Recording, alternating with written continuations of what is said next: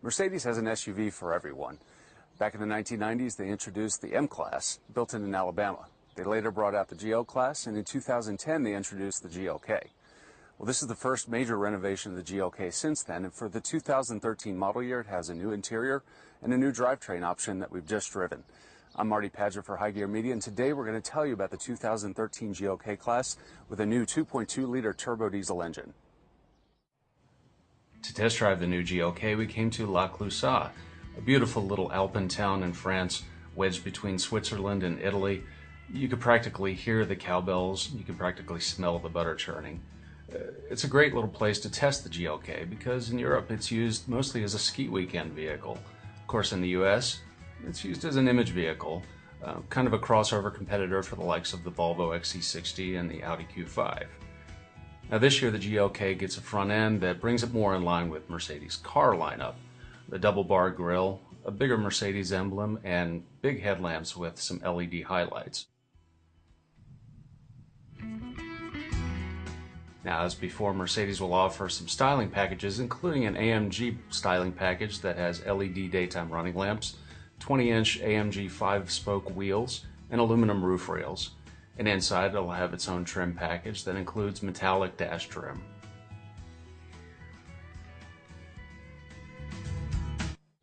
So while the styling changes aren't that dramatic this year with the GLK, the powertrain and other mechanical changes are.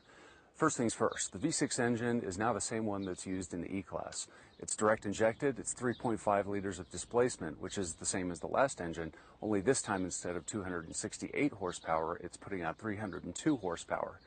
The automatic is 7-speed, and they've moved the shift lever for the 7-speed automatic from the console to shift paddles behind the steering wheel. The shift lever itself is behind the steering wheel too, so there's extra storage space inside.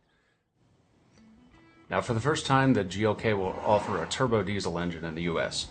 The 2.1-liter turbo diesel 4 will have 190 horsepower, but with 369 pound-feet of torque, Mercedes says it should go from 0 to 60 in 8 seconds, about a second and a half slower than the gas version.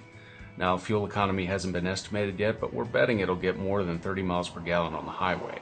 One of the things Mercedes wanted to address with this redesign of the GLK was the interior. The GLK has always been a little bit more SUV-like than some of the crossovers in the class.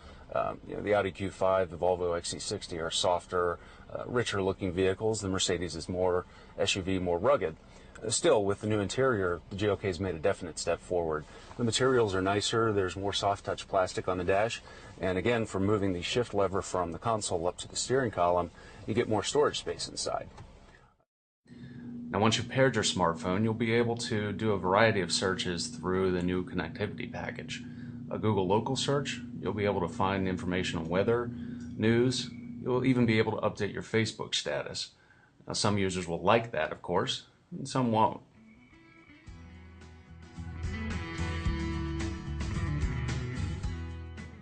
Now, while all GLKs can handle a moderate amount of off-roading, and while it's a descendant of the G-Class, it really isn't envisioned as a hardcore off-roader. Muddy trails are no problem, and there's actually a difference between diesels and gas versions. On gasoline versions in the US, you can have the choice of buying a rear-wheel drive GLK. The diesel versions, we're told, will only come with all-wheel drive.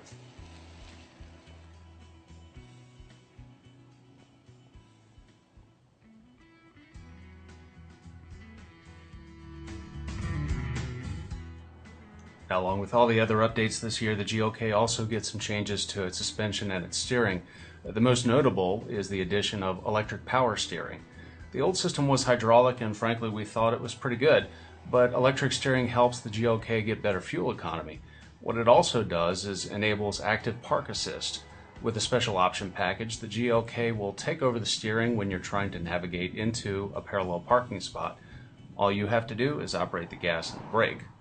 Now, the steering does have a lighter feel overall now, and it's a little more in tune with the other vehicles in the class. Vehicles like the Volvo XC60 and the Audi Q5. It's definitely lighter than before, a little less SUV-like, but we still think the GLK has some of the best ride handling in the class.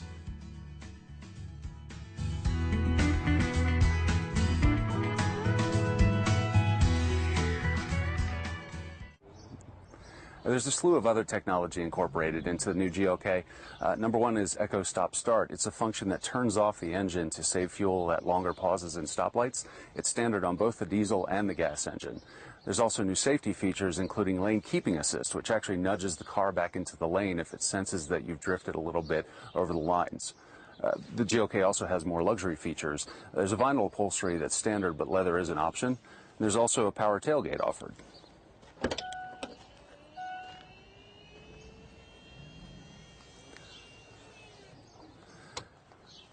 Now, the gas-powered GLK goes on sale in the U.S. in August. The diesel, you'll have to wait until the first quarter of 2013.